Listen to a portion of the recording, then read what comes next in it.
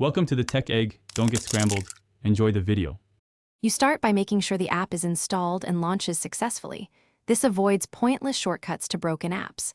Open your Start menu on Windows or the Applications folder on Mac OS and search the app by name.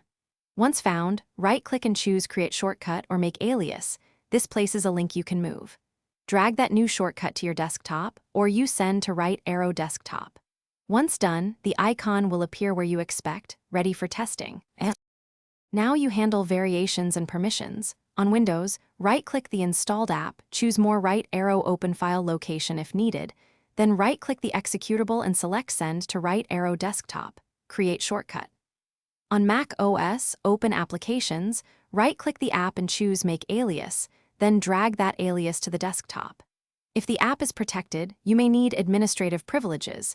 Provide your password when prompted. Make sure the shortcut points to the correct executable, because broken targets produce nothing when opened. Finish by testing the shortcut. Double-click it to confirm the app launches. This proves the link is correct.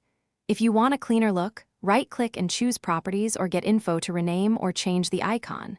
Once satisfied, position the icon where you like and use folders for organization. If the shortcut fails, rebuild the icon cache or verify file permissions. Sometimes permissions block the link. If that still fails, recreate the shortcut from the app's actual executable or installer. Thanks for watching. Consider subscribing if I helped unscramble your problems.